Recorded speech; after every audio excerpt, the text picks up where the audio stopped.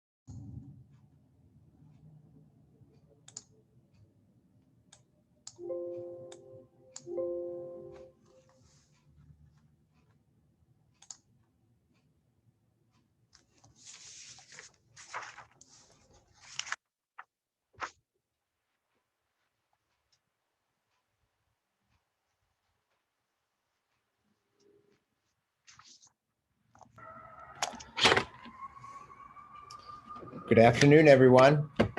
Can you hear me? Wave if you can. All right. Made a lot of friends all of a sudden. Good to see everybody. Good afternoon. My name is Doug Farr, and I'm president of Farr Associates, and I'm leading today's public meeting, virtual public meeting for the Cuyahoga Falls, Akron, Merriman Valley Plan. So if you're in another meeting, you can leave now, but I hope this is a meeting you're here for, and I'm really excited by the high level of attendance. Let's see. I think we're going to have some, we're going to have a PowerPoint presentation, which my colleague Vita will put on the screen, and we're going to have some opening remarks from two mayors, one video and one live. So is the mayor on the call already? Yes, I am. Cuyahoga Falls is here. Hey, Mayor, how are you? Good to see you. Good. Good evening. So you want to go first? So I think thank you for welcoming us. We're excited to be here. Right. Well, thank you, everyone. Thanks for coming on this. This is kind of unprecedented. I want to thank Mayor Horrigan, the city of Akron, for collaborating with us. Again, this was born out of the concern of development in and around the Merriman Valley. We all love the national park, but we're not sure what it should look like in the surrounding areas. If you look at the other national parks in the country, the whole perimeter has been developed usually because it's a tourist attraction. So we know we have the same magnet with the park, but we're not sure exactly what it should look like moving forward. To complicate things further, it's split between two cities, as you know. The borders are very irregular. So I think we had to come together and do this as two cities or none at all. So that way everything kind of flows when we're done. But the most important part is the public input. We don't exactly know what this should look like, but some of the great groups have preserved the valley, some of the other residents out there, we want to hear from you. And we want to see what makes sense. It's going to attract more people and have smart development throughout the valley. So thank you very much for being a part of this. This is just the beginning. We have a long way to go, but I'm glad you're involved. So thank you. Thank you, Mayor. And now I think we're going to play a video from Mayor Horrigan. Here we go.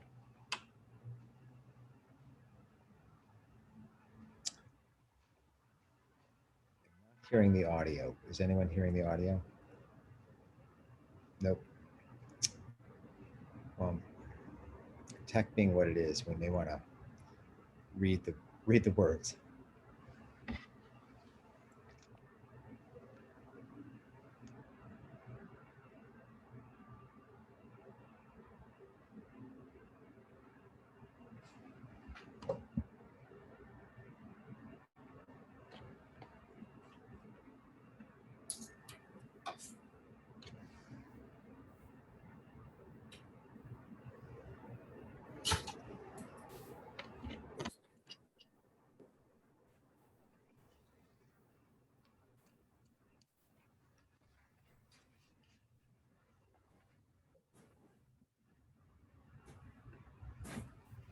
I apologize. Let's read along.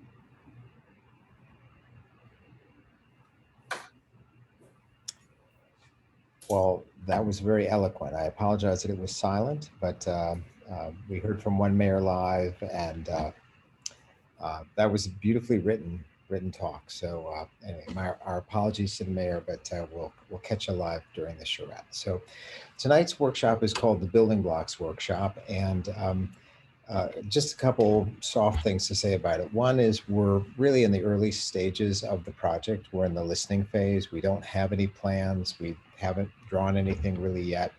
So we're here to listen, but we're going to directed listening. We're going to ask you a series of questions. So Peter, if you can go back one slide to the agenda. So lots of little bits tonight, and a couple we have a steering committee giving us advice on how best to conduct this study. And their advice, which we accept, was to provide opportunities for Q&A a couple of times during tonight's meeting. So we hope to get you out of here in 90 minutes, and 20 of those minutes, actually 25 of those minutes are allocated to Q&A. So let's hope we can get there. So without further ado, let me get us kicked off. We're going to do some, next slide, Vita. So meeting etiquette, this is, the new COVID normal, right? Microphones are on mute, videos off is fine. Please send questions and comments to Sydney via the Zoom chat. If you don't get your question answered today, we'll follow up in a FAQ, and the meeting is being recorded. So there you go. Let's keep going. Thank you. So introduction. So listening phase.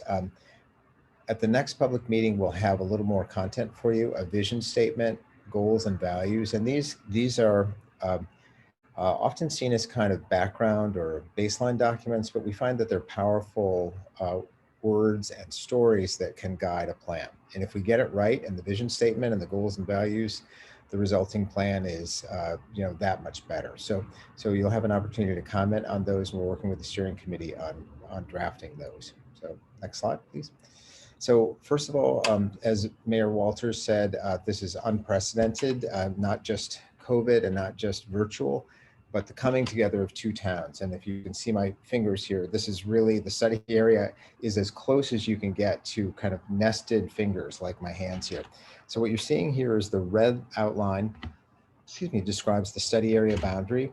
The gray is Cuyahoga Falls, and then the white is Akron. So you can see they're completely kind of a crazy quilt or a kind of checkerboard of towns. And so it's really hard. I just, as a planner, It's really hard for planning to work in these places without the kind of level of cooperation that we have on this project. And I'll just say, having worked with the two staffs and now meeting the mayors, the coordination has been exceptional. So I think this is the foundation for success is there. And if we can add some community input and some creative planning and design, we're good. So project introduction, I think there are two areas we want to focus on, or we're asked to focus on, these two intersections. We'll go into more detail on those, but one is in Akron, one is Cuyahoga Falls. So we'll take those two examples and really demonstrate how the valley could change for the better. Next. So we lead a project team, FAR Associates based in Chicago, the Crabtree Group, and I think Paul is hopefully maybe on the call tonight, just an exceptional engineer from California. Land Use USA is Sharon Woods from Michigan, and then Code Studio, Lee Einsweiler from Austin, Texas, will be writing what's called a form-based code, and he'll describe his work, as will Sharon describe her market findings. Next slide.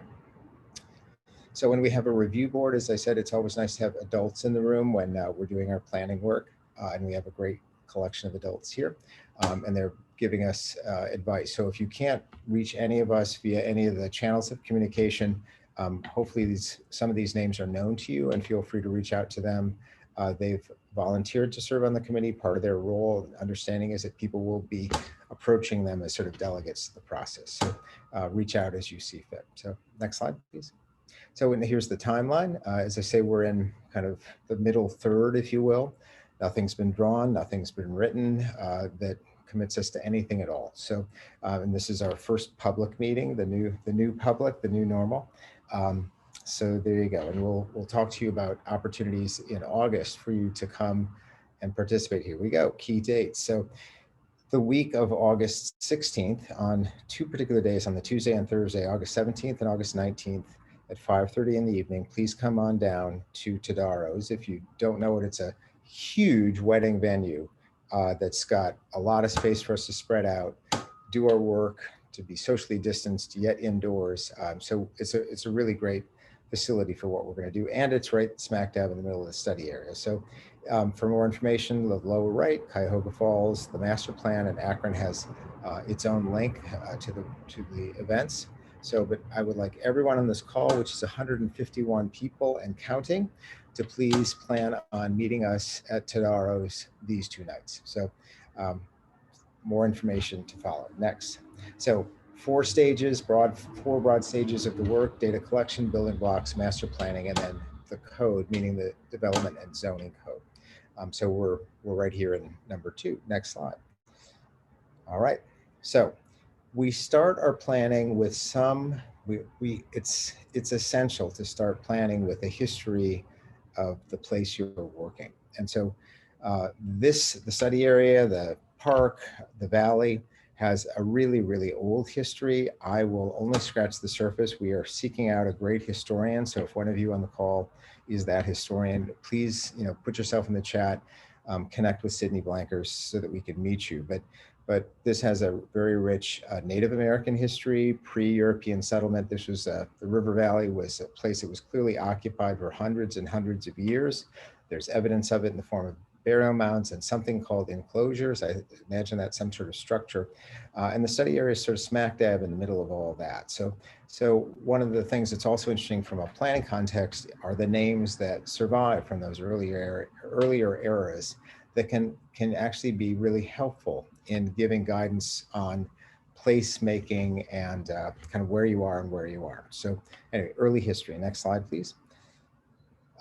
In particular, we were intrigued in driving around the study area to see this sculpture of the portage happening. We sort of asked, what's that about? And this is to recognize this 8-mile portage between the Cuyahoga and the, I'm going to butcher it, Tuscarwawa. Somebody will tell me how to say it. It starts with a T. It's a long word, but those two rivers connect via an 8-mile portage, and that's really kind of why we're here and why this place is historically special. But wait, there's more. One more slide. This was the neatest thing, which is, I think, buried history. We got to really promote this.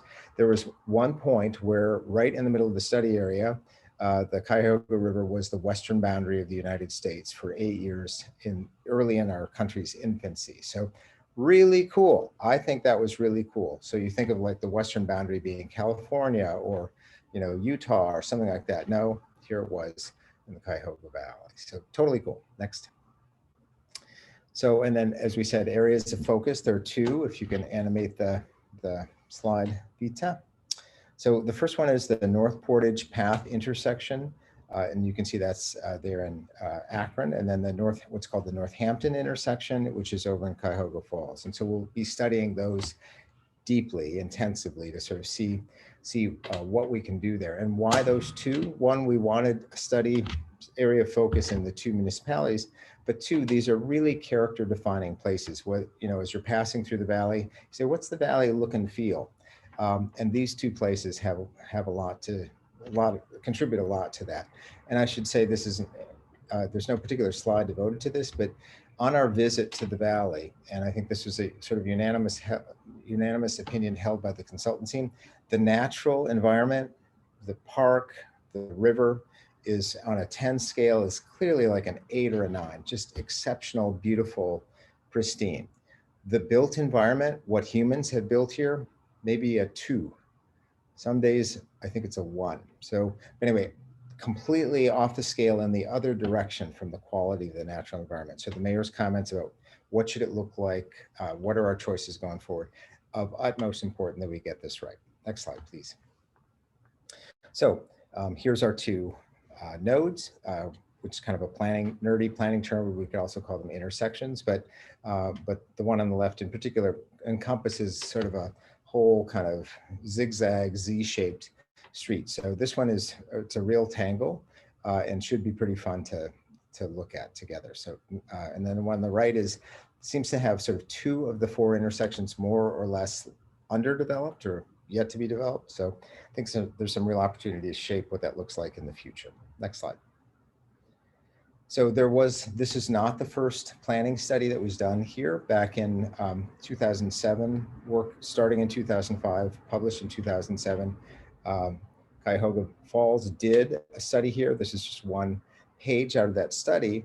And they were trying to do what I think we're really doing in earnest today, which was to recognize the fact that the area around the park and this, where the two towns come together in the study area, is really important and needs planning and has had virtually no planning. So, and it's very hard. It's sort of like trying to clap with one hand. Cuyahoga Falls, bless their hearts for doing this, but you're only going to get so far if you're doing it on your own. So we're doing it right this time. Very excited about that. Next slide. So, and I'm now going to call on our friend and colleague, Sharon Woods, to share her market findings. Sharon?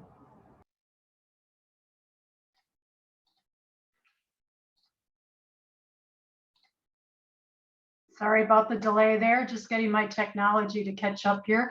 Yes, so I did a market assessment for the study area. And if we just jump to the next slide here, I have about 5 minutes to walk you through real quickly a summary of what we found. So we did a housing market assessment, and actually on this housing study, I actually went a bit deeper. I actually did do a market analysis. And what we did is we compared the preferences of households that are on the move and migrating into the study area. And we compared that with the existing housing stock that's already in the study area. So the gray bars here show the supply of existing housing stock by building size. So the far left on the x-axis, you'll see that the far left is basically detached houses. And it might include some attached condominium type, townhouse type formats, usually with private entrances. So a little bit of that might be mixed in there. Those kinds of units might also sometimes get kind of mixed in with the attached units as well. So the leftmost bar is mostly houses, a few townhouses, and then going from left to right, it steps up into the building size. So it goes into duplexes, triplexes, and then buildings with 5 to 9 units, 10 to 20, and 20 or more. And what we found is that households that are migrating into the study area, that 40% of them are looking for a detached house or something similar, very similar. In comparison, 55% of the existing housing stock is actually detached houses. So the difference is that 60% of the households are looking for something else, but 45% of the stock is actually something other than a house. So it implies kind of a mismatch. I call this the mismatch because it implies that about 15% of the households inclined to migrate into the study area would not find what they're looking for. And what would be missing is really the attached housing formats. So again, there's a very in-depth market analysis. This is just to give you just a taste of kind of some of the conclusions. If we go to the next page, Vita. Thank you. So I wanted to highlight some of the target markets that are actually migrating into the study area. And I wanted to explain that, you know, we really look at these target markets very closely in the analysis. We're very interested in knowing whether they're renters or owners, whether they're inclined to choose a rural or suburban setting or an urban setting, and also what building size they're inclined to choose. So I'm just going to highlight two of them. There's 71 across the nation, by the way, over 70 target markets across the nation. These two happen to be target markets for the study area. They're not the only target markets. I just wanted to give you a glimpse into the data. So this is the digital dependents. They love their handheld devices. 38% are renters. However, 90% would choose a house. So that means that renters are looking to rent houses or townhouses or condos with private entrances. In the left chart, you can really see that 90% of this target market will choose a house. And you can also see on the right-hand chart that 38% are renters. And Vita, could you go to the next one?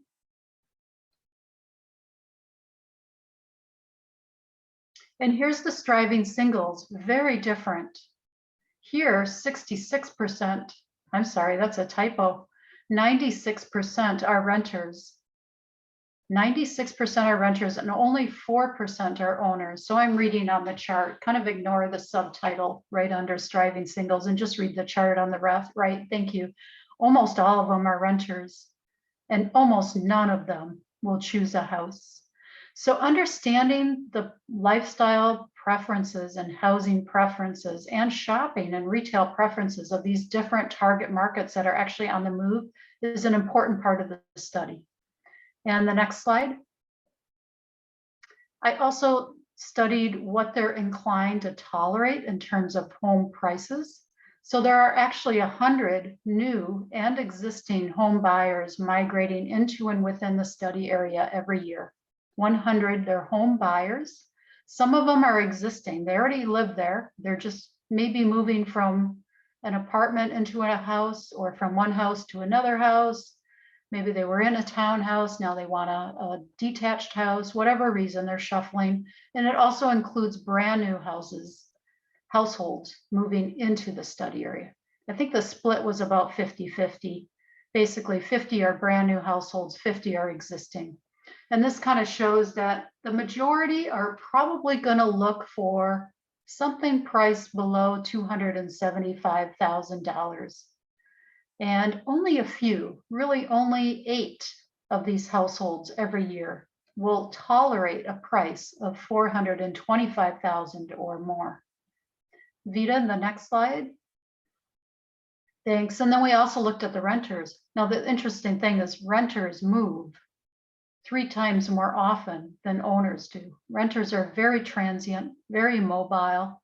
So we have far more renters who are shuffling and just on the move.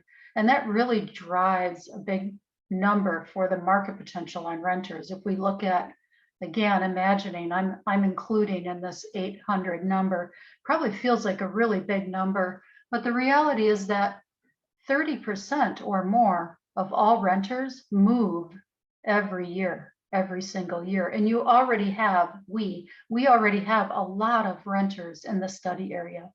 So the fact that they're already here They're very inclined to move, 30% move every year. And the fact that we already have so many rental housing choices in the study area means that we're attracting even more renters. It's sort of like, well, if you build a lot of rental units, you'll get a lot of renters. That indicates that renters are migrating into the study area, which would suggest or hint that you need even more. So it kind of becomes like it kind of churns, and it kind of becomes this. It's really in fact, it's like sometimes like the analogy of which comes first, the chicken or the egg. Do you build the housing units and that attracts that certain target market, or are they coming anyway and that's why we build the housing units? There's a little bit of that paradigm going on, and that generates some of this high, this large number. Keep in mind again, only half of these renters are brand new to the study area. The other half are pre-existing. And only half of them will pay more than $800 a month in rent. The other half are really hoping for something that's more affordable. And the only way to certainly in today's market, with high costs of labor force, high costs of building materials, especially lumber, and a real shortage on labor, that it's really, really tough. It can be tough to build brand new rental units that are $800 a month or less. So that also cuts the line, draws the line in terms of what is really attainable and realistic. However, we could also imagine that maybe we just build smaller units where these renters that are looking to rent, maybe they're hoping to pay only $750 a month. Maybe we're building something else like cottages or micro lofts or open studio apartments or even accessory dwellings. Those are all things that are worth consideration and discussion. Next slide. And I also did a retail analysis, and I'm very interested in jumping right into some maps here on the retail study. I'm very intrigued by Parkwood Plaza on this map, and also where the bicycle shop is, the Blimp City Bicycle Shop, if you're familiar with that. I'm also intrigued by Liberty Commons. I love the Liberty Commons. It's just that it's really hard to find it if you're not local. Maybe the wayfinding and signage, needs a little bit of help. But I see Parkwood Plaza, and also to the north of the river, Valley Center, along with the Blimp City Bicycle Shop. If we think about those parcels, that's really the best location that we have some wiggle room to maybe reimagine. Maybe just think about reimagining that retail space. And if you haven't been out there in a while, drive behind the Parkwood Plaza and just, really appreciate how expansive the asphalt area is behind those malls.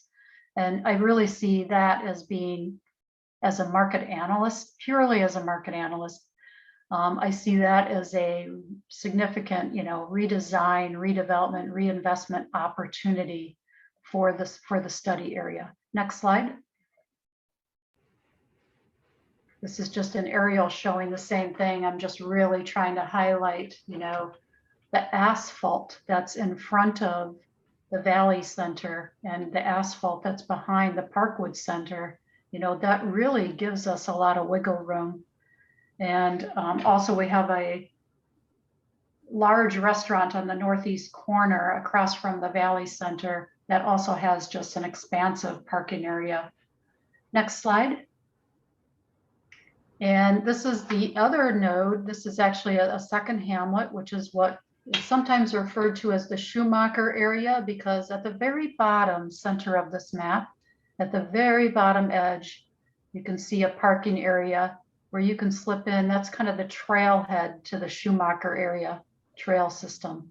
So that's how this hamlet, if we refer to the Schumacher area, this is kind of the hamlet that we're referring to. I have some concerns. This is a little bit east. This is east of the Merriman Valley hamlet, the prior map. And I do have some caution, again, just purely from the lens of a market analyst. I have a caution for everybody that it would be so exciting to design this out, because it's greenfield, to imagine this as another retail shopping node, but I have a real fear that if we overdid it, we would actually undercut and undermine the other shopping node, and that we would kind of think of it as robbing Peter to pay Paul. And I think we could make this might be an easier project to do because there's greenfield, there's a lot of land and green area to work with. But I think that it would actually be fragmenting the market on retail. So I've shared already with FAR Associates, and with the two cities, my concern that we be very cautious about not overbuilding this with retail, but we can certainly imagine it for other alternative uses, mixed use, maybe with a few restaurants, a few conveniences, that kind of thing. Next slide. I have 3 more pages. My last 3 pages are a list showing the total market potential for retail throughout the entire study area, regardless of whether it goes to the Merriman Valley hamlet or the Schumacher area hamlet. Collectively, there's wiggle room in this market for about 90,000 square feet if we round down. And I really like to focus on the anchors. I think anchors are very important. If we can get the anchors right, then a lot of the smaller tenants will follow. So it's not necessary usually to spend a lot of energy and effort and time and money trying to recruit just one small tenant that's going to fill 500 or 1,000 square feet, because those kinds of tenants they're just going to come and go, and they will especially turn over if there aren't any anchors. So I'm always looking for some real essential anchors. The first anchor always is a grocery store, and this is something that's missing in the study area today. We don't really have a good neighborhood grocery store. The second anchor I always look for is a pharmacy, and we have that. CVS really fills that need, and there isn't really a need for another pharmacy. I have pharmacy on here, but really it's just a vitamin nutrition type shop. Next slide. The other one I always look for is a neighborhood hardware store. This is also missing from the study area. So that's at the very top of the list here, number 1. Just a hardware store. And if you can get a hardware store in, sometimes that will create kind of the synergy needed to attract other types of niche kind of complementary small businesses, like having a kitchen countertop shop, or a shop that just specializes in decks, patios, and hearths, or a lighting electrical lamp shop. Those types of businesses it's tough for them to really be long-term sustaining by themselves. But if you have a hardware store and you get a kind of a cluster going of those shops, that really helps. Sharon, we're right at that moment. I'll stop there. Thank you. Thank you, Sharon. That was terrific. So you can see the level of expertise and detail from Sharon, and she'll be at the charrette, and you can ask her questions directly. Thank you, Sharon. You're welcome. Keep it moving. Love the chat in the chat. Building blocks. So this is my section here. So what is building blocks? So we are planners, and we're going to look at the natural systems and the built systems that constitute how we occupy land. And so we're looking at it at 2 scales: neighborhoods, district, and corridors, which are the bigger bits, and then streets, buildings, and blocks is the finer grain stuff. And the best places get all of this stuff right. So this is kind of educational, but you'll see very quickly it's analytical and becomes planning tools. So without further ado, so what are neighborhoods, districts, and corridors? Corridors are linear bits. Not surprisingly, they can be a natural corridor like a river corridor, a railroad corridor. They can be a commercial corridor, things like that. A district is a single use. So a university, an airport, a sewage treatment plant, a central business district are all examples of districts. And then a neighborhood is walkable and diverse and has some civic uses, a street grid, and a variety of housing types. So equipped with that quick set of definitions, let me take you through how we're using this lens. A corridor can be a river.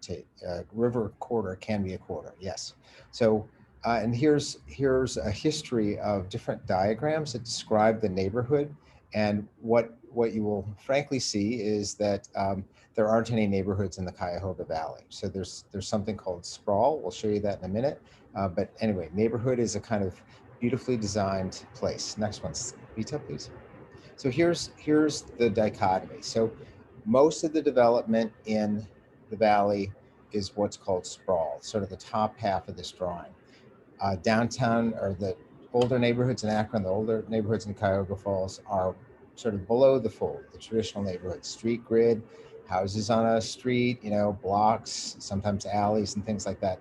What we have in the valley is auto-oriented post-war development, where really it's designed around the car, and bicyclists and pedestrians are an afterthought. So next slide. Okay, so we didn't find any neighborhoods per se in the valley, but we found 3 subdivisions, and they are among the most identifiable by name places. You recognize them here. So sort of, they want to be neighborhoods, they're subdivisions, but that's helpful. Next. Districts, there's just the couple, the kind of commercial districts that Sharon's already referred to. The sewage plant, though no one's idea of a place to live or work, or excuse me, of course work, but to hang out is a district. So kind of breaking it down, and then there's lots of corridors we'll talk about in the next few slides. So many of them natural and infrastructure. So probably my favorite, it's hard not to have a favorite, is the river. Beautiful, though when we visited the site, we were there for 4 or 5 hours and still hadn't seen the river. So it's there, but it's hidden. So one of the core challenges of the project is how do we improve access, both to see it and to get on it and to get off it. So river corridor first. Next, the railway. And you know, we probably won't have a lot of time to talk about the railway today, but we see it as a key, you know, present and future asset for the valley, and want to build on it in our planning. Next slide.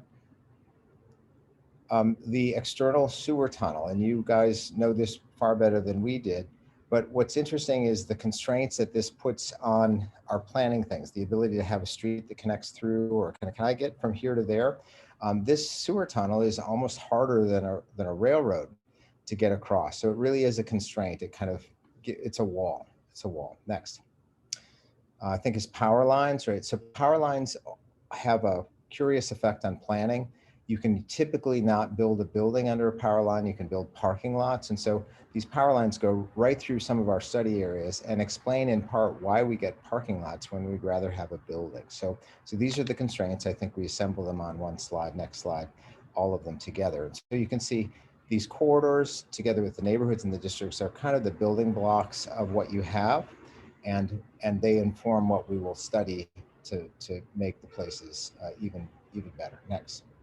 So next is placemaking 101. This could be 1 hour, it could be 1 year of your life if you ever submit to it to talk about placemaking. And our whole team is just dedicated their careers to this stuff. We just love it, and it's so important to the valley. So anyway, there's an idea called the TRANSECT, that there are different intensities of human settlement from the downtown, like downtown Cleveland, downtown Akron, which probably doesn't belong here, out to perfect wilderness, and then the kind of steps along the way. So we're going to try and find our home along this transect. And there was a question in the chat about Hamlet. Hamlet's kind of in the 3rd zone there, the suburban zone. It's kind of traditional building type, or place type, excuse me. Next slide. So this is placemaking 101. One of the things that we think about are vistas, particularly when you have beautiful nature. So an open vista is, I can see off into the distance. Here it is, next slide. A deflected vista, could be trees. You see it, the whole river corridor is really a series of deflected vistas as the river snakes and bends and so on. You're intrigued to see where this curve leads you, right? But that can also take form in build form. So here's an American Main Street that does that same thing. Next slide. And then terminal vista is the idea that you can put something, it could be a steeple or a town hall or an important building or structure, a flagpole at the end of a terminus. And that's a really traditional way of placemaking. And there isn't much of that going on in the valley. So those are ideas you'll hear from us as we're sketching. Next.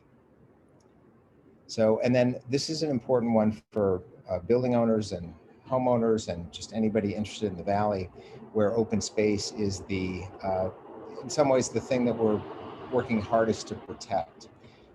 The truth of it is open space, when it's really close to where you live or own a home, increases property values. So this getting the allocation of open space right is important to the quality of life and to real estate values. Next slide. So, and then thanks to Andrew and the Friends of the Valley, if you're out there, Andrew, I'm waving at you, maybe you're waving back, did some really great work at our request to identify spots they thought were points of, we could open up viewpoints to see the river, and other work will be done about accessing the river. So we really thank our partners in Save the Valley, and look forward to working with you on the charrette to really manifest this and make it sort of center to the plan. So we're really excited to have met Andrew and the team in advance. Next slide. So the next one is streets, buildings, and blocks. And this is, we're going to go pretty fast through this because time is of the essence, but streets is probably one we're going to spend more time on. So as I said, I think people love the valley, and that when they think of the valley, they think of the natural areas. But those of us who are outside visitors see all of this and say, this is the valley you like so much? Like, what's that? Is this your main street? Sure seems a little, I wouldn't travel a great distance to be on this main street. So there's that disconnect between the beauty of nature and the absence of beauty in the human built portion. So we're going to talk about streets and their theories, because it's really key. Next. So our ideal in planning is something called the complete street. So because of the constraints I showed you a minute ago, we don't often have two streets that get us from point A to point B, because there's a railroad or a sewer line or a river that means I can't have a parallel street. So we have to accommodate pedestrians, bicyclists, vehicles, sometimes trucks, all in the same right of way. So the complete street is that ideal of how do you get all of those things to safely co-inhabit a public space. Next slide. So, and we also think of streets as public space. So that one view I showed you of the deflected vista, it's a beautiful main street. You would gladly, have a coffee on the sidewalk there. And the lesson here is the closer the buildings are to one another, the more it feels like a space that you'd like to spend time in. The further the buildings are apart, the less it's a space and the more it's a thoroughfare for vehicles. Next slide. So, and speed matters and design matters. So when you're traveling slowly in a car, you see all of the things that you should slow down to avoid hitting. So, but if you're going fast, your focus is further down, and you lose track of the bicyclist that you might have just passed at 45 miles an hour, things like that. So speed is a compounding benefit. The slower we get people, the compoundedly safer the environment is for pedestrians and bicyclists in particular. Next slide. So, and then there's an emerged technique of, you can actually design the street to achieve a traffic speed, which is different from posting a new number on a sign. Drivers ignore posted speed limits, and they drive what physically feels safe or comfortable to them. So physical design of streets, we'll spend a fair amount of time on this project to get that really right. Next slide. And there's a pretty settled practice called road diets or traffic calming, where you can take a large number of lanes and reduce the number of lanes while keeping the same capacity of traffic to get through, and making the whole thing flow better and making it a lot safer. So we'll look at alternatives like that. So going from 5 lanes to, next slide, 3 lanes is a pretty common technique of road diets. And what it does is it gives you more land for bicyclists and pedestrians and things like that. I think we'll pick that up on the next slide, where we see that the street, next slide, Vita. So other techniques, lane narrowing, refuge islands. There's parts of the study area, if you tried to cross the street as a pedestrian, it would be a game of Frogger. And we'll show you how low rated the area is for walking. Next slide. So intersections, there's also techniques of bump outs and crosswalks and so on that enhance safety and slow traffic down. Next slide. So, and then North Portage pathway is what we call an unbalanced right of way. That is to say, in the public land. So the right of way is the public land between the private parcels, right? On North Portage pathway, North Portage path, 83% of that public land is devoted to cars and only 17% to pedestrians and bikes. And so we say that's unbalanced. It's an over allocation of land, scarce public land to one thing, cars. So we're going to look at alternatives there. Next slide. Blocks, I think we'll go pretty quickly here, but this is fundamental to walkability. So clear that people will hike in the park and so on all day long because it's beautiful and it's nature and so on. When you get into built areas, human beings have predictable things. They do not like large blocks. They vastly prefer small blocks. So here's three different sizes of block. It's too nerdy for us to talk about today, but the smaller the block, the more people will walk. And that's simply because I think there's more choices. I've seen this same street over and over. I'm bored by it. I'm going to take a different route. That interests people. People will walk. So when we put on this lens, next slide, we look at the valley, it teaches us a couple things. So if you can see the red sort of spider web of lines there, VITA has mapped all of the streets in the study area. And you can see there are some whopper big blocks that are probably a couple of miles to go around. And I can assure you, no human being will ever walk that block perimeter. So, you know, if we're trying to come up with alternatives to offer healthy choices, bicycling choices, and so on, we have some real constraints because the simple street network, the block network isn't there. Next slide. And so by comparison, downtown Akron, there's a thing called the Walk Score. If you haven't heard of it, just go on the website walkscore.com, put in your address, and you'll get a score for your walkability, your bikeability, and so on. Downtown Akron is a 59, which is pretty good. Means you can kind of meet a lot of daily needs without relying on a car. Next slide. By comparison, Merriman Valley Walk Score of 3. I've once saw a place in Montana that had a walk score of 1. So this is pretty low. And so could you live your daily life without a car in the valley? Absolutely not. So anyway, what are we to do here? We're going to work at it, chip away at it from a lot of different fronts. But the mismatch between, again, the beautiful nature that everyone walks to and the human-built contribution that no one will walk in is part of what we hope to reconcile. Next slide. So, and then buildings, and this will be a quick tour through just some buildings.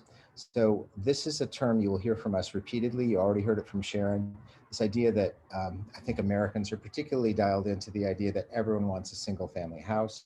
Well, and I saw it in the chats, like, we don't want those renters. Well, is there anyone on this call who wasn't at one point in their life a renter? If so, put your name in the chat and I will come give you $1. So pretty much everyone was a renter. Sometimes at the front of their life, you moved out of your parents' house. You didn't go buy a mansion. You rented with roommates and so on. So this is not other people. This is not transients. This is you, your parents, your children, your brothers and sisters at some point in their life were renters. So we should not view them as outsiders to be shunned. This is just a healthy part of a place. Is it, if you need to rent, you can do it here without having to leave town. So anyway, there's lots of different forms of housing. We're going to take your opinions about what you think of that. Next. So pause for questions. Questions? Diana, are you moderating the questions? Is that it? No, I am Doug. Okay. This is Sydney Van Kuren. So thank you so much, everyone, for all of the comments that have been generated so far. I'm doing my best to group similar questions that I've been receiving on the direct message to me. So I'd like to read out a few that are kind of representative of several folks. So let's see. This first one is regarding kind of engagement. Doug has made reference to Native American history in the target area. How is the Native American community engaged as a key stakeholder in this project? Thank you. So the answer is, I am not sure. So I will direct that. It seems like a great question and the right thing to do. So if the author of the question has some suggestions or can put us in touch with an individual or group, we would love to meet them and engage with them when we're in town for the charrette. And also, if you can put it in the message to Sydney, we'll share it with the steering committee and figure out how they might also like to engage. But great question, thank you.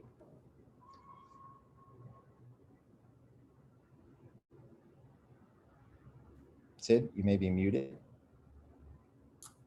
Sorry, yeah, I had to request to be unmuted again. Okay, so we also have a few questions for Sharon. Somebody asked, what states are the new people moving from? I think this is in reference to when you were mentioning that people were going to be coming in, and I don't know exactly which slide this was, but the question is, what states are the new people moving from? So the households that are migrating and moving into this study area are not, very, very few of them are moving from outside of Ohio. And in fact, the vast majority of them are moving from within Summit County or adjacent counties. So it really is, they're moving from within the regional area, the local regional area. Okay, great. Thank you, Sharon. If that does not clarify this person's question, please send me an additional comment. There was another follow-up question about, can you share the sources for the profile data in the market analysis? And this is a theme a few people have been asking about, kind of accessing some of the data. And I think it's a larger question that I think our FAR team will be analyzing and trying to come up with the best answer to that question. But since there was a mention of the market analysis, I'll just mention it now, Sharon, if you have any comments. Otherwise, we'll be addressing this one as a team, I think. Absolutely. So the digital dependents and striving singles and the other lifestyle clusters, there's 70 of them. They are provided by Experian Decision Analytics. Experian is the same company that provides us with individual credit scores. So if you can imagine that if they know your credit score, they have miles of data on every household across the nation. They bundle that data and they sell it on a public platform through the internet. And I subscribe to that platform to extract the data for a polygon like the Merriman Valley Schumacher study area. I can actually delineate a polygon and extract the data for that polygon. So it's Experian. It's similar. You may have heard of Esri data or Nielsen Claritas data. This is a different provider. It's Experian. Great, thank you. I'm just going to do one more representative question because we want to keep moving and get to the next section before we're going to get to some zoning things as well to stay on our timeline. Let's see. There was a question about, I'm sorry for the background noise on my end. There was a question on defining terms, hamlets and charrettes, etc. Those have been addressed in the chat, so I'll defer you guys to there for that answer. And there have just been, just as a general note, there have been some comments about preservation versus focusing on buildings. And I would just like to comment that a lot of our approaches are urban design centered. Doesn't necessarily mean that anything has been decided already. This is just the expertise that we bring to the table. Let's see. Hey, Sid. Yeah. So a gentleman named Phil, I assume gentleman named Phil has posted in the chat, and there's been a lot of interest in his comment. I'd like to just respond to it. It seems to be the one that people are hot to talk about. So let me see if I can read. It's a long post, but I'll see if I can get it. Basically, respectful. Thank you, Phil. This conversation, the survey has a focus on development. We want a moratorium. We want no more development. Existing developed land to be developed, more sustainable mixed use and higher density. We share that view. Days of single use, car dependent, new development on currently forested or restorable green land should be over in a city with declining population, and so on and so on. Please focus on reimagining and redeveloping existing development and preserving existing green space. So Phil, we are not at odds at all. So it may seem like we're skewed to development, but when you ask people their preferences on nature and wilderness, everyone likes it and it's pretty perfect. It doesn't need improvement. So we focus on the things that do need improvement. So, but as you'll see, hold me accountable at the end of this if we don't follow through on what I'm saying now. But if questions about kind of where the priorities should it be open space, redevelopment, protecting, doing better new development, or stopping it. So that's, we think we're on the same page. So please keep an open mind for a little bit. And we met with the Friends of the Valley. We got the same message from Andrew and others. So we're attuned to it. But as I say, wilderness is, I don't want to say it's perfect, but it's really good. And the human stuff is really bad. So Sid, do you have one more question, or should we keep moving? Oh, Lee has to leave. So we got to do, is he going? Yeah, I apologize. Let's move on. Lee, are you there? Can you? I am here. Let's get you presenting. Sorry, I'll get out of your way. Thank you. Lee Einsweiler, people. So our firm's role is to take the vision that comes out of this master planning portion of the project and make certain that over time it can be implemented. And that means that each development adds to achieving that vision instead of detracts, as perhaps some of the recent development has. So part of the challenge is establishing what those rules might be.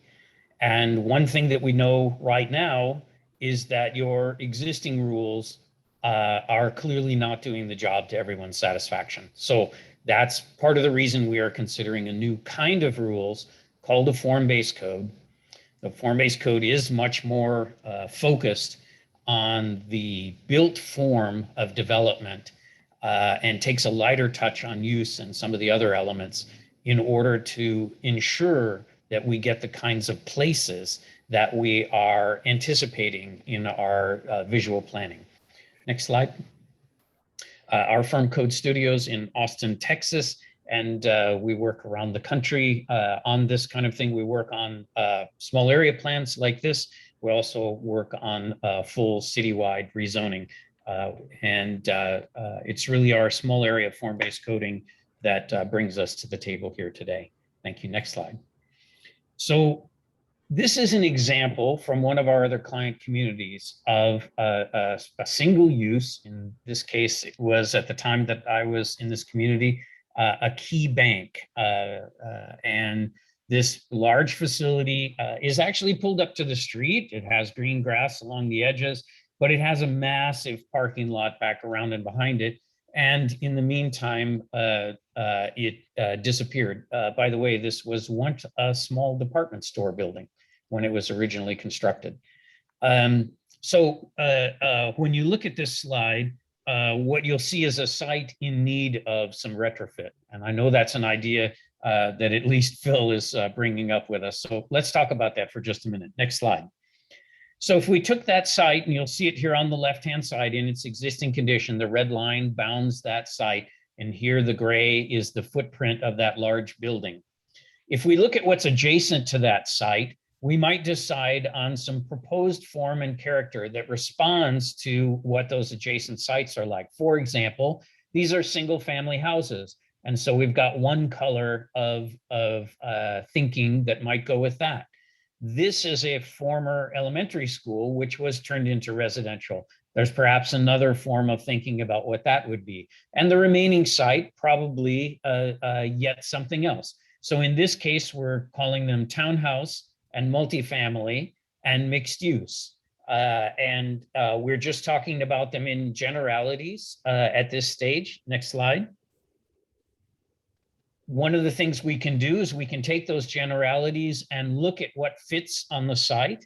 So in this instance, in that area that was seen as potentially townhome, you're seeing a series of townhouses put in the parking lot and replacing some of that parking, since the building can be downsized now that it is empty. And this is just a reuse of that site while continuing the existing building.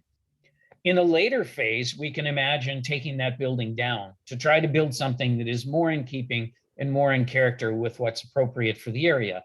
And so now you see a couple of little multifamily buildings up adjacent to the school where there's already multifamily, and you see some mixed use buildings and a green space here at the corner. Just one possibility of a design. And I want to show you how zoning can respond to that kind of design. Next slide. So imagine this is our vision, the mixed use buildings fronting the one street, multifamily buildings adjacent to the school, townhouses back in the back of the site adjacent to the single family neighborhood back behind. So if this is the kind of vision we have for this site, what kind of rules do we need to make sure that people build something that looks like this? Next slide. So we use two primary tools, and I'm going to show you districts, the zoning districts, and then some frontages, which talk about how buildings address the street. So in general, we are trying to manage with the districts the mass and the bulk of buildings, where they are placed on the site. Are they pulled up to the street, or are they allowed to be set back? All of those questions come into play. Right now, the chosen pattern for the older centers, at least in the area, seems to be to place them right in the center of a sea of parking. That's what's occurred to date. We're also showing the notion of some retrofit districts here, in which streets and blocks are created within these larger parking lot areas, and actually bring the opportunity for us to bring a more manageable scale and for interior movement of people through the site, perhaps down to the river or other kinds of things. And by breaking up that site, getting a more manageable urban form. All of that can be done by the district. Next slide. The final piece I wanted to share with you is the notion of a frontage.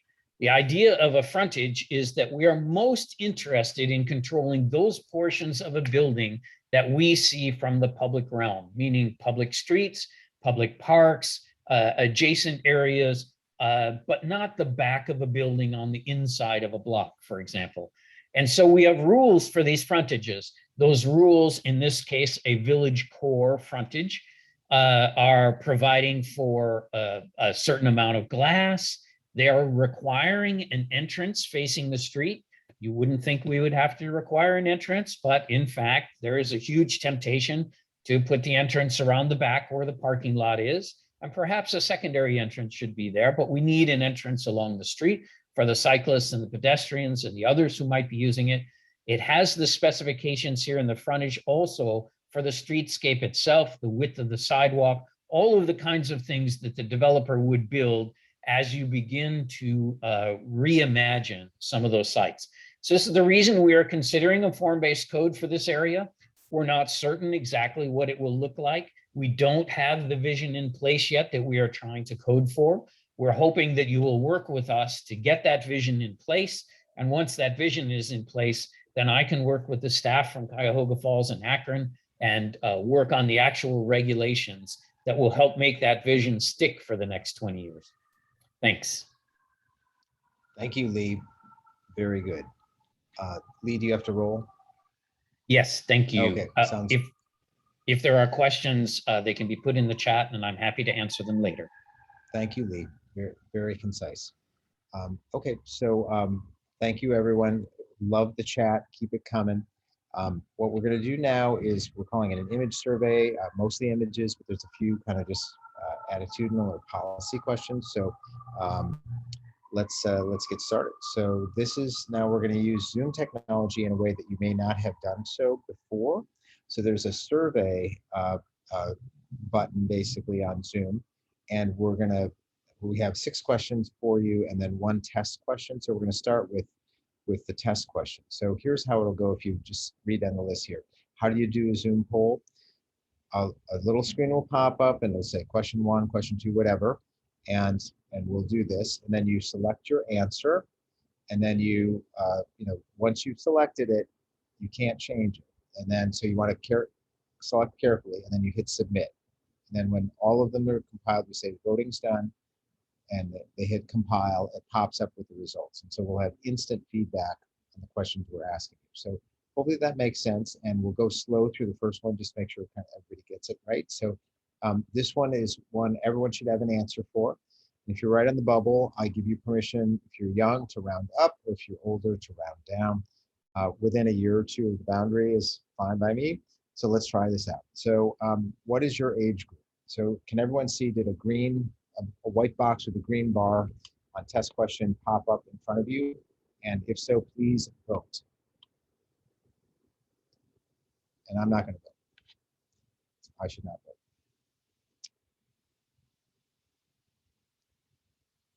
Can everybody see this? Is this going pretty well? Does anybody need more time?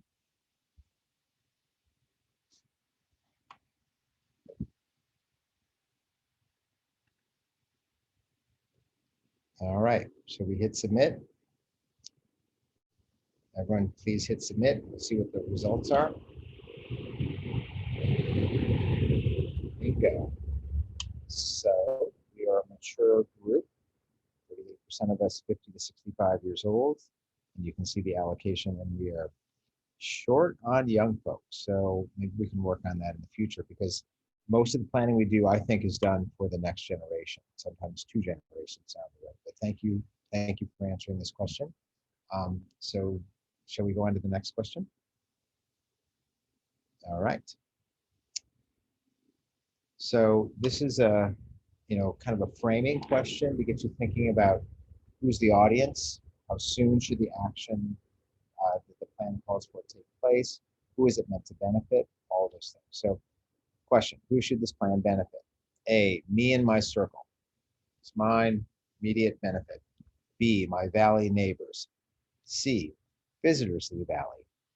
D, planet Earth, future generations, society at large. E, all of the above.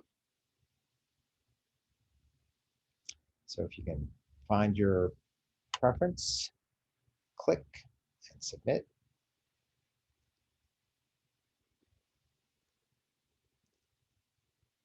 Give it another 10 seconds.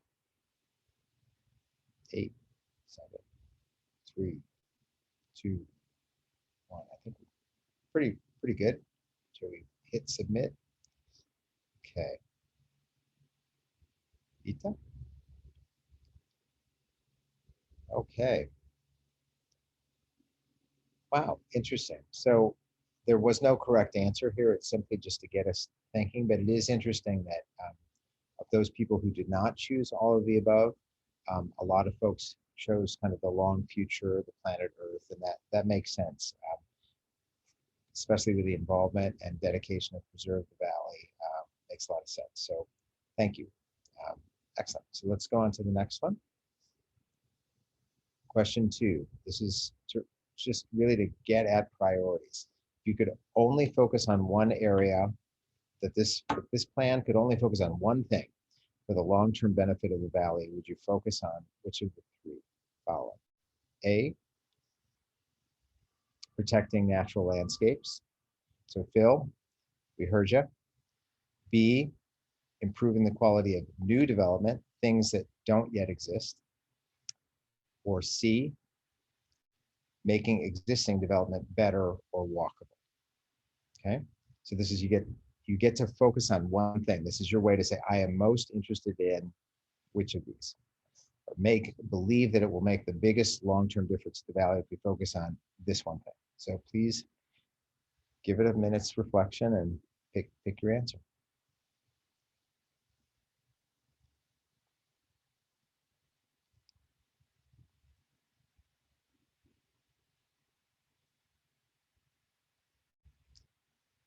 Give it a 5, 4, 3, 2, 1. All right. Okay, protecting natural landscapes, the people have spoken. All right, thank you. Okay, by the way, the plan will do all 3. So it was a false choice, but we wanted to just understand where people were coming from and kind of where your thinking is. So thank you for that. Question 3. Which the river we've discussed is just a core asset to the valley. It's an amazing natural resource, yet it's in some ways under accessible, underutilized. And so we want to take your temperature on which of the following river edge activities should this plan call for. So here we go. A, it's fine, leave it as is, no change. B, increase access, viewing platforms, put-ins, things like that. Improve it, better access. C, riverside dining, which might mean a restaurant or I don't know, some sort of establishment there on the water's edge. To enjoy it that way. D, a riverside hotel, and Sharon had to rush through her stuff, but found that there's demand for a small 8-unit sort of micro hotel. So maybe that could go on the river. What do you think? And then E is apartments. So these are, so is this one, I'm going to ask Vita to unmute for a second and clarify. Can we vote for one, or we can vote for many? It's multiple choice, so you can vote for many. Okay, but if you vote for number 1, leave as existing, it probably means you shouldn't vote for 2, 3, 4, or 5. Right? Exactly. That's kind of, okay. Okay, thank you, Vita.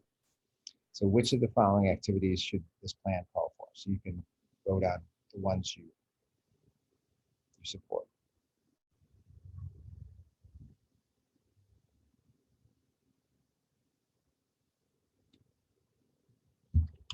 Give it a minute because this one's a little more complicated.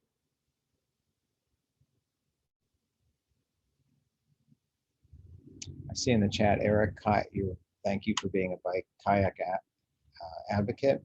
I would say if you're the increased access viewing platform for me would encompass both bike and kayak. So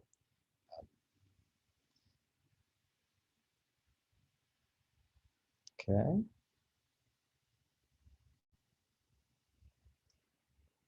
Minute. Okay. 13% leave is, it's kind of, we're good, leave it. So access seems really good.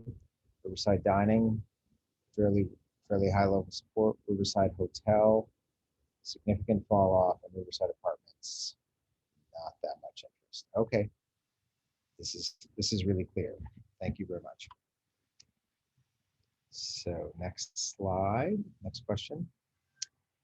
So please disregard the architectural style. Some people like a certain color or a certain shingle, whatever. What we try and do is ask you to kind of look beyond that to the kind of the form.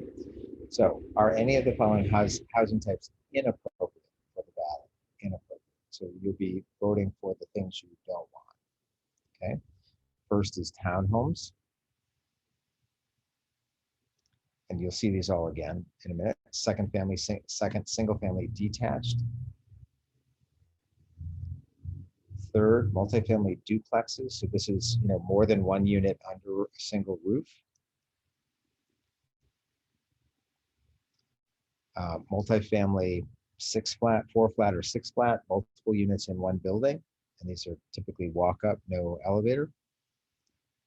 And they can be much more affordable. And then E, apartments. Okay, so this is what is inappropriate. So if you don't want to see it, vote for it. What is inappropriate? So if you like them all, you can take a pass. So give folks a minute. This is a little complicated.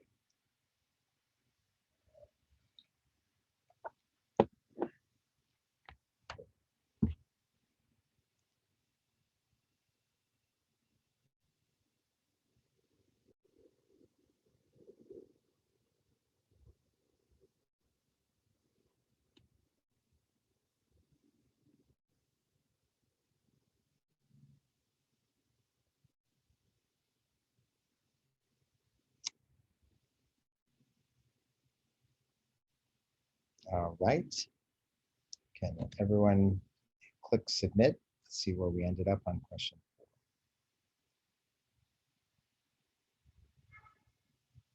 So these are things that are inappropriate. So apartments, inappropriate, and then fairly tightly clustered multiple unit housing types, including single family detached, people don't support. So I think that's, I would read this, and you can put your comments in the chat to be a kind of further amplification of the folks who believe that the highest priority should be open space preservation. So we don't distinguish between housing types. We don't want housing. So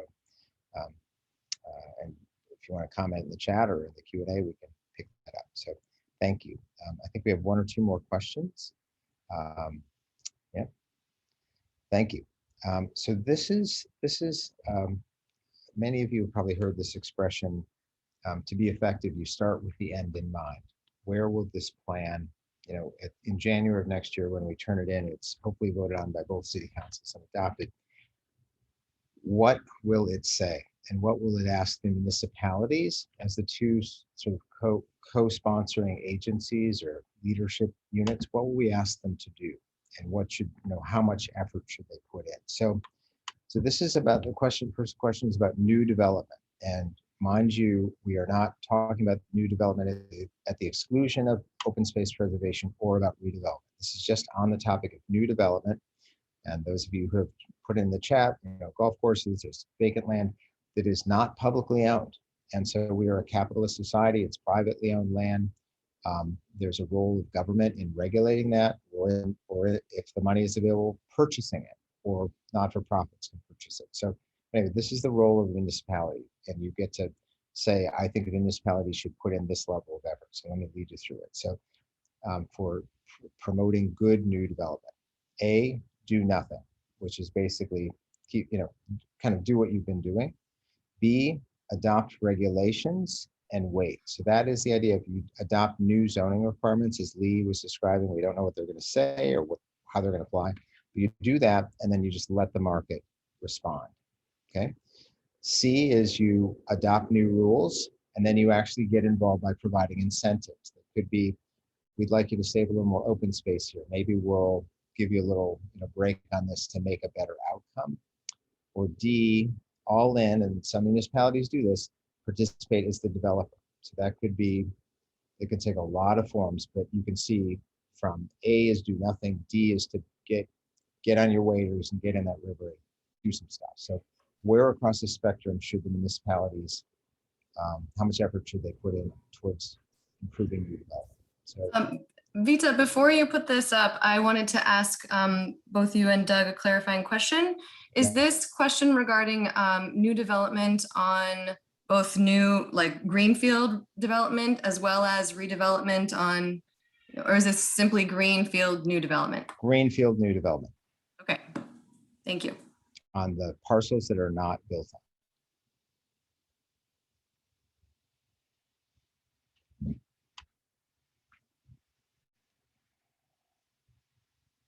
So what level, and you get to vote for one. So what level? Hands off, regulate it and wait, regulate it and provide incentives, or really jump in and play a role. Okay.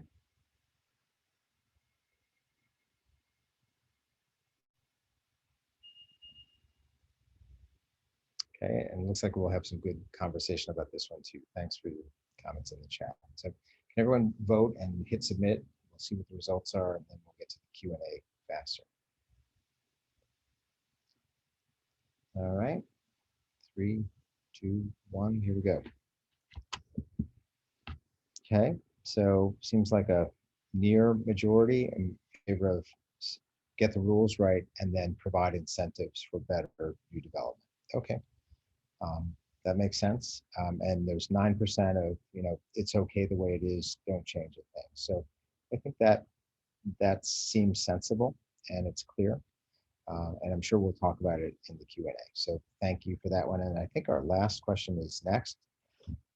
We asked the same question about redevelopment. So this is all of the sites that have been built up in the valley. We showed pictures of some of them. These are sometimes multifamily housing things. They're sometimes strip malls. They're sometimes multi-story commercial buildings. So same questions, but applied to existing development. So how involved should the municipality be in making existing development walkable or better or beautiful? Substitute your word for walkable, bikeable, all of that sort of stuff. So existing development, how involved should the municipalities be? A, do nothing. It's fine the way it is. B, adopt the rules and sit back. D, adopt the rules and provide incentives. And then D, put on your waders, get in that river, make something happen. So you can vote and hit submit, and then we talk. 5, 4, 3, 2, 1. Vita?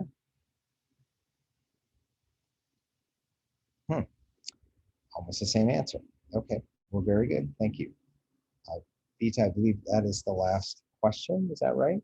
And I think we have some time for Q&A. So Sid, do you have some questions from the audience? And Sharon, you're still on the line. Is that right? If there are questions for Sharon? Yep, great. Go for it. All right, thank you guys. This is not an easy job fielding all these questions, so I'm doing the best I can. Thank you very much for your patience and understanding. Someone asked, this is a question for Sharon, your thoughts on tax abatements on residential development in this area. The abatements are intended to attract more citizens to the area, but if the majority of the people moving to the area are from the area, are the abatements really needed? I'm going to actually abstain from answering that question because I just don't feel fully qualified, and I didn't really analyze it from the perspective of tax abatements. So I didn't even consider that in doing the market analysis. And I think that's a question that, if you don't mind, I'd like to ponder that and maybe find a way to address that in a future session, or maybe just let me give it some thought. I realize it's a tricky question and it could go either way, and I just don't feel comfortable sticking my neck out and answering it definitively. Thank you. Let's see, is Paul on the call? Paul Crabtree? I can't see. Okay, we've got a question up for him, but I'll hold that one for the website update. There was a question on the image preference survey. Where are these images coming from in terms of geography, etc., USA locations? I think that might be a question for Vita. Hi, yes, thanks, Sid. Yes, with regards to the housing development question, all of those are US locations. The only exception that was not a US location is the image that we showed of the restaurant next to the river. So that's, in all honesty, that was not a UK location. I mean, a US location. Everything else is US. Hey, Sid, there's This is Paul. I am here, by the way. Oh, great. Thank you, Paul. So there's one question about the frontage on Merriman Road. How can that be changed or improved when the sewer right of way is underneath? And I think there was a reference to kind of construction happening with that. How can those two things happen simultaneously with the sewer there? Frontage improvements. This may be a question for Doug to chime in as well. I did have that same concern, and we've been looking into it. We've got the sewer lines mapped and we've got the easements mapped, but we need to look at the actual easements to see what can be done within them. Yeah, and to build on what Paul said, we, as I say, we have not drawn anything yet. We've simply mapped all these things. And so thank you for the pointing out that there's easements, places we might wish there weren't. So obviously we will respect pipes and easements. So I did want to get, Phil is very active. Phil, the enforcer, I love that nickname. So let me get back to Phil's second question. So let me find it. Where'd it go? Sid, are you seeing these in the chat? Yeah, I'm following up now that I was taking a break to read. Yeah. And Right. So I think the direct messages to you are much more technical, and I think the communications to all are much more sort of general and sort of more engaging in some ways. Not that they aren't great questions, but let's get this one. Phil says, these questions are confusing.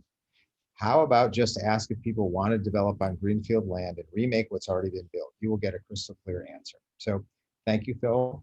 Appreciate the feedback. And I think we did get a pretty crystal clear answer that people do not, they want to preserve open space and they would like to redevelop a lot of what's built there. So I'm sorry if you thought the questions were confusing.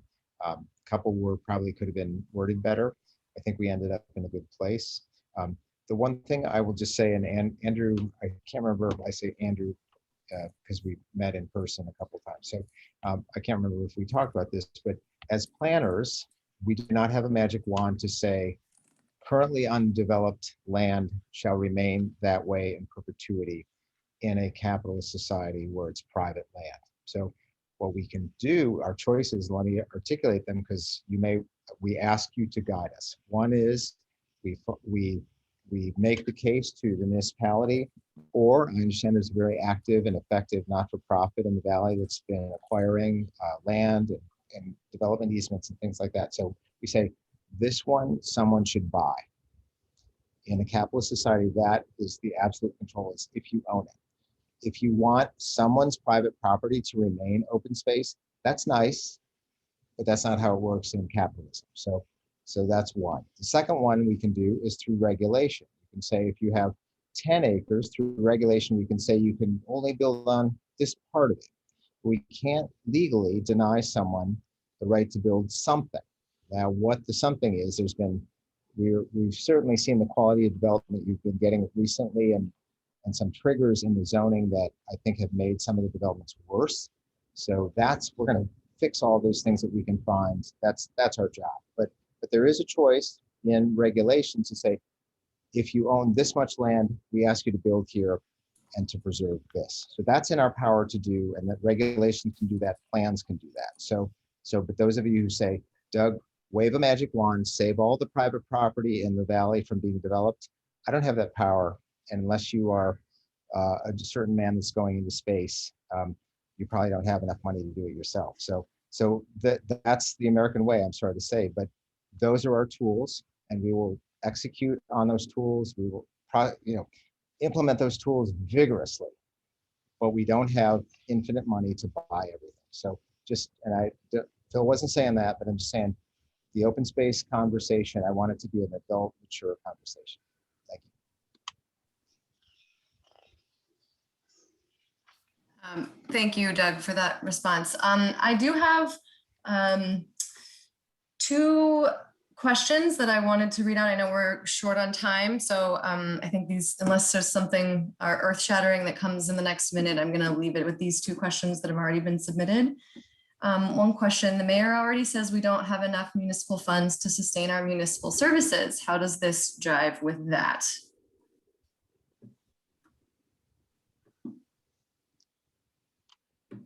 And this is not necessarily a question for Doug. This is also, the cities may have an opportunity to chime in as well.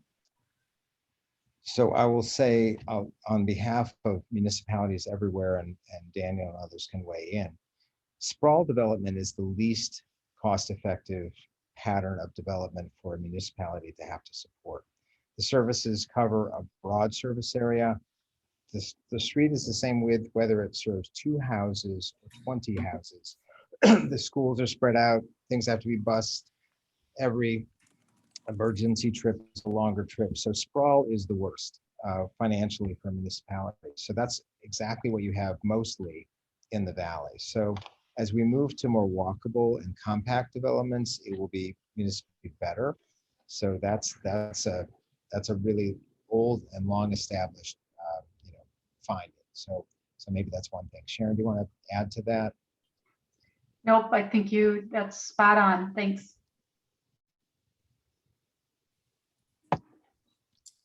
All right, then the other question was, will zoning and regulations set things like riparian setback rules, tree canopy standards, etc., given the national park / natural assets of this area? I know Lee is not here, but if Doug, you had any comment on that. I'm sorry, I was reading the chat. Could you pose the question again? I'm sorry. Sure. Will zoning and regulations set things like riparian setback rules, tree canopy standards, etc., given the national park / natural assets of this area?